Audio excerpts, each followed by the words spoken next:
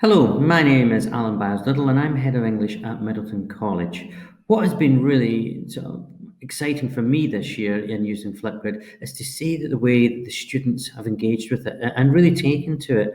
And it has allowed curriculum enrichment, it has allowed cultural ideas to be exchanged between nations. But more than this, it allows them to meet people, come across people in their own peer group who they would never ever maybe come across in their life. And this has actually been thanks to the pandemic. It's allowed us to think about different ways of education and applying these sort of tools where we can.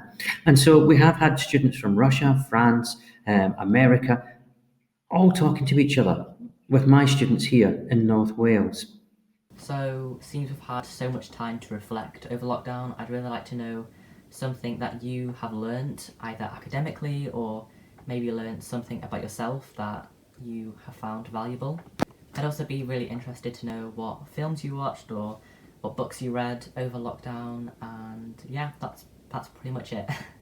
So I hope to hear back from you. I hope you stay safe. I think that this kind of video pen pal kind of thing is a really great idea to connect with people from all across the globe, and I'm really looking forward to hearing back from you. So for now, stay safe, and I'll hopefully hear from you soon.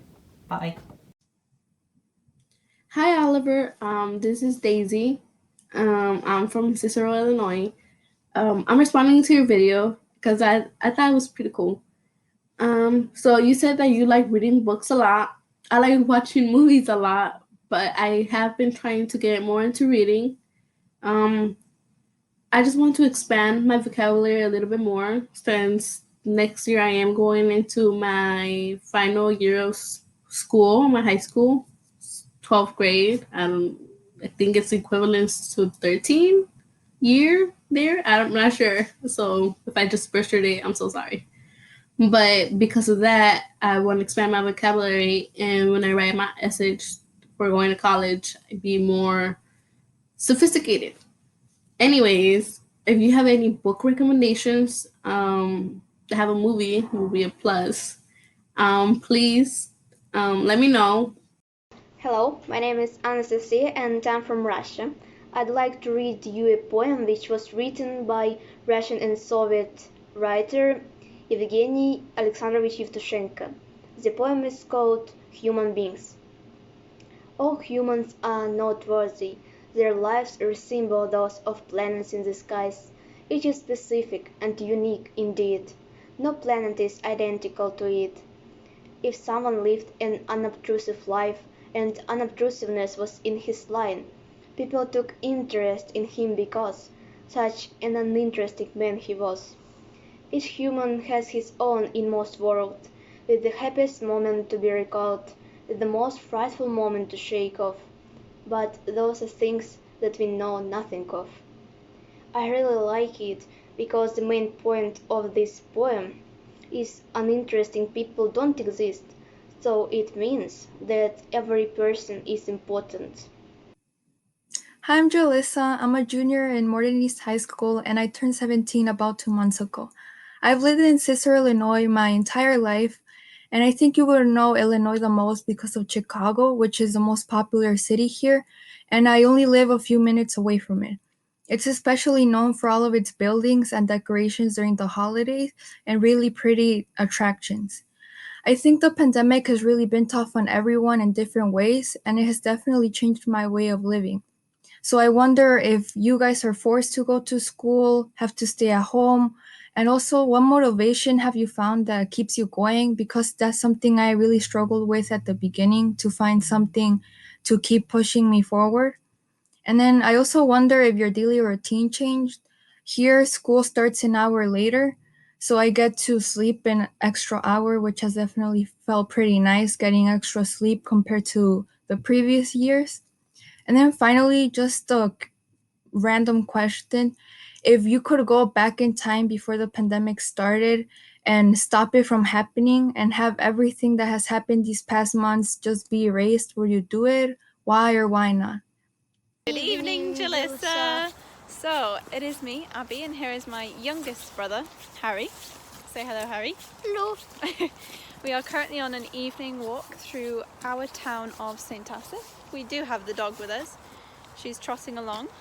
Coco. Coco Loco, she is my baby. And we thought we would show you some sights of St. Asaph. And I'd love to hear what you're planning to do while you're at college, what you plan to study. And I also want to travel, not only with at university, but with my career in the future. I want to study midwifery, and I would like to practice midwifery around the globe. Apologies, there's a bridge here with a very busy road on, so sorry for any background noise. There's a lot of mud here too, so time for some parkour. Good afternoon, everybody. My name is Zakari, and I am a student in Saint-Luc, in Cambrai, a small city located in the north of France. I think that World Poetry Day is a very interesting event, and I am glad to be here and to share with you my passion for poetry and literature. Of course, I am fond of French literature, but I also appreciate authors like Steinbeck or Hemingway. For example, one of my favorite books is East of Eden. Today, I would like to present you two poems. The first one is Souvenir de mon pays de France, and it was written by François-René de Chateaubriand at the beginning of the 19th century.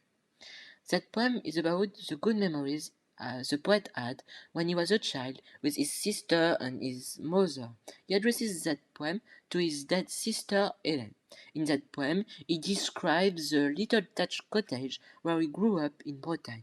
He also depicts some French typical landscape with forest, ruins, and so on. He is melancholic, and he expresses all the affection he has for his home and for France. That really touched me when I chose my poem, because I'm a patriot and I really like my country. Now I will read you my first poem. Combien j'ai douce souvenance du joli lieu de ma naissance, ma sœur, qu'il était beau les jours de France. Ô mon pays, sois mes amours toujours. Te souvient-il que notre mère, au foyer de notre chaumière, nous pressait sur son cœur joyeux, ma chère, nous baisions ses blancs cheveux, tous deux. Ma sœur, te souvient-il encore du château que baignait la Dore, et de cette tant vieille tour du mort, où les reins sonnaient le retour du jour? Te souvient-il du lac tranquille, qu'effleurait l'hirondelle agile, du vent qui courbait le roseau mobile, et du soleil couchant sur l'eau, si beau?